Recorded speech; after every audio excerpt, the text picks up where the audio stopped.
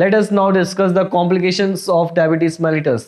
All forms of diabetes increases the risk of long-term complications. These typically develop after many years, that is 10 to 20 years. Major long-term complications relate to damage to blood vessels. It doubles the risk of cardiovascular diseases. A number of skin rashes that can occur in diabetes are collectively known as diabetic dermatomes. Primary complications of diabetes due to damage in small bladders include damage to eyes, kidneys, and nerves. Damage to the eyes is known as diabetic retinopathy, caused by damage to blood vessels in the retina of the eyes, which gradually results in vision loss and permanent blindness. Damage to kidneys, known as diabetic nephropathy, can lead to tissue scarring, urine protein loss, and eventually chronic kidney disease, sometimes requiring dialysis or kidney transplant. So basically complications देखा जाए ना तो ये सबसे बुरा stage कह सकते हो एक डायबिटिक पेशेंट में, या इंसान जब परेशान होता है ना, कहते हैं कि परेशानी एक तो गई नहीं और दूसरी आ गई। तो डायबिटीज तो ऐसे ही लोगों को परेशान कर रहा है, भाई शरीर की एनर्जी छीन ली, इससे ज्यादा क्या ही कर सकता है कि इंसान कुछ कर ही नहीं पा रहा है, थका थका रह रहा है, मतलब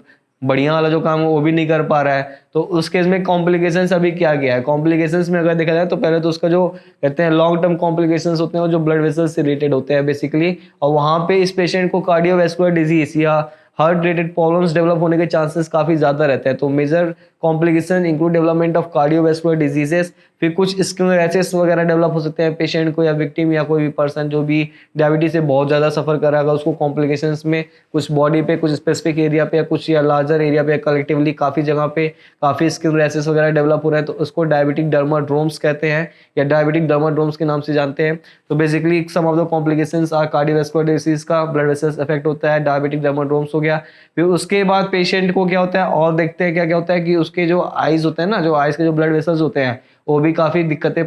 लाइक प्रोड्यूस करती है आने वाले टाइम में। तो वहाँ पे होता है ना कि पेशेंट को डायबिटिक रेटिनोपैथी हो जाता है, और अगर वहाँ पे उसका इलाज नहीं कर रहे हैं, बहुत ज्यादा परेशान हो रहा है बंदा, पैसे नहीं हो तो इलाज नहीं करा रहा है, लापरवाही कर रहा है तो इलाज नहीं कर रहा है, या है पता और उसको इग्नोर मार रहा है, तो उस टाइम पे आने वाले टाइम पे उसको ना कहते हैं डायबिटिक रेटिनोपैथी हो सकता है, या वहाँ पे फ्यूचर में परमानेंट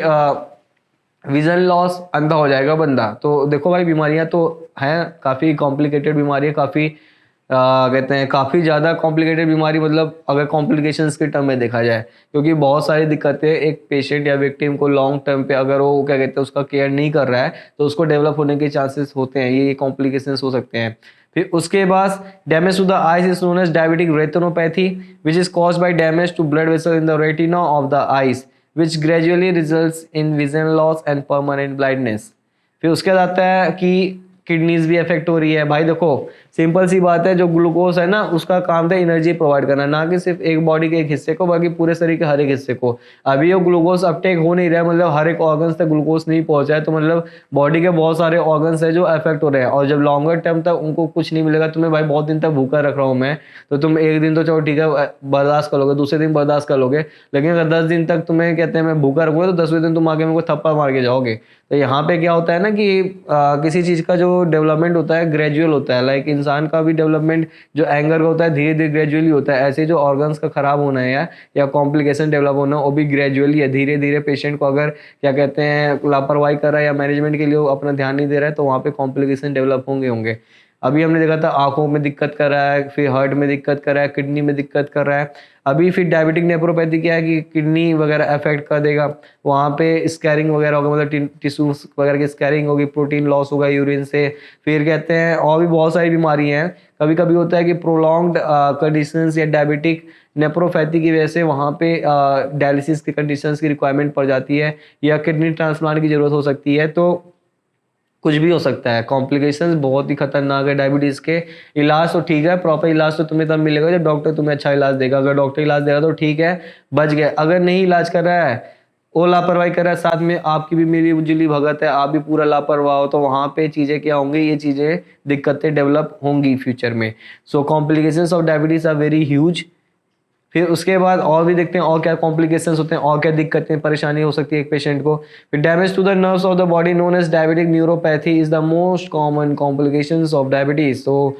नर्व्स डैमेज हो रहे हैं, वहाँ पे भी एनर्जी नहीं मिले तो डायबिटिक न्यूरोपैथी हो गया। फिर 75% of the deaths in diabetes are due to coronary artery disease, that is coronary artery disease, heart related disorders, cardiovascular disease में अगर कंसिडर करोगे तो कुछ भी हो सकता है आगे, कॉम्प्लिकेशंस कुछ भी फेटल कर सकते हैं, आपको डेथ तक ले जा सकते हैं। जो डायबिटीज़ का रास्ता है ना, अगर आप उस पर चल रहे हो और लापरवाही के साथ चल रहे हो तो आने वाले टाइम पे आपको जो आगे कहते हैं ना कि मौत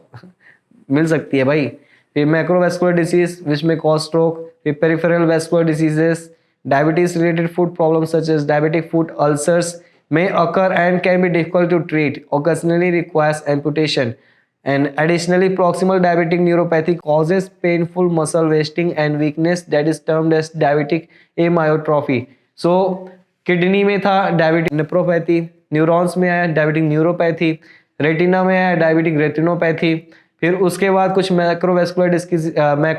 डिजीज लाइक बड़े जो ब्लड वेसल्स हैं उनको अफेक्ट कर रहा है तो उसमें स्ट्रोक वगैरह डेवलप हो सकता है। फिर पेरिफेरल वेस्कुलर डिसीज हो गया, फिर उसके बाद उसके साथ साथ डायबिटिक फूड, वहाँ पे फूड अल्सर्स वगैरह हो सकते हैं। वहाँ पे कहता है अगर हीलिंग नहीं हो रही है, काफ़ी समय तक पेशेंट या विक्टिम उससे सफ़र करे तो वहाँ पे अल्टीमेटली सर्जन क्या करते हैं ना, उस पैर को काट देते हैं, एम्पुटेशन कर देते हैं। एम्पुटेशन मतलब काटना, मतलब जो अफेक्टेड पार्ट है, जो गैंग्रीन वगैरह अगर डेवलप हो सड़ रहा होता है तो उसको काटना ही एक अल्टीमेट सोल्यूशन होता है। तो वहाँ पे amputation of the limbs may be required in case of development of diabetic foot या diabetic gangrene। फिर उसके बाद आता है मसल वेस्टिंग होगा, लाइक वीकनेस है, कमजोरी है, मसल्स भी कहते हैं वहाँ पे भी उसको एनर्जी नहीं है तो वहाँ पे डायबिटिक एमायोट्रोफी कंडीशन डेवलप हो सकता है। तो कॉम्प्लिकेशंस बहुत सारे हैं, लाइक अगर हम देखा जाए डायबिटिक रेटिनोपैथी, न्यूरोपैथी, फिर एमायोट्रोफी, फिर डायबिटिक के साथ कार्डियोवैस्कुलर डिजीजेस, फिर कोरोनरी आर्टरी डिसीज, फिर मैक्रोवेस्कुलर डिसीज, फिर क्या कहते हैं पेरिफेरल वेस्कुलर डिजीजेस, या जितने भी हैं ये सारे के सारे कॉम्प्लिकेशंस एक लॉन्ग टर्म पेशेंट अगर अब लापरवाही रख रहा है, अगर इनिशियली वो डायबिटिक सस्पेक्टेड है, उसने इलाज लिया, ट्रीटमेंट ली अपना, फिर लाइफस्टाइल मॉडिफिकेशन वगैरह कर रहा है तो ठीक है, उसको कहते हैं हो सकता है ये चीज़ें काफ़ी लेट डेवलप हो। लेकिन अभी इनिशियली उसने दवाइयाँ वगैरह लापरवाही उसकी बरकरार है, उसको कहता है कि भाई जो होगा देखा जाएगा, ऊपर वाला जैसे करेगा ना। कुछ लोग का ये भी डायलॉग निकलता है मुँह से, कहते हैं भाई यार देख भाई ऐसे ऐसे तेरे को दिक्कतें हैं, ये चीज़ें मत कर कर, वो चीज़ें मत कर कर, दवाइयाँ ऐसे खाएगा समय से, या उनको अगर समझाओ ना तो वो क्या कहते हैं अरे भाई जो होगा देखा जाएगा, ऊपर वाला जो ये रखा है ऐसे, तो ऊपर वाला भाई ये तुमको कॉम्प्लिकेशन देगा फ्यूचर में 10 साल बाद, 15 साल बाद, अगर तुम लापरवाही बना के रख रहे हो, तुम अपना इलाज ठीक से नहीं करो या अपना केयर नहीं कर रहे हो ना, तो केयर जहाँ पे लापरवाही है वहाँ पे सफरिंग होनी तय है। तो बेस्ट थिंग यही है, स्टार्टिंग में ही उस चीज़ का केयर करो, ध्यान रखो अपने बॉडी का, अपने लाइफस्टाइल मॉडिफिकेशन वगैरह, डाइट वगैरह पे विशेष ध्यान रखो, उस चीज़ को मत अडॉप्ट करो जो आने वाले समय में आगे तुमको तकलीफें प्रोवाइड करेंगी।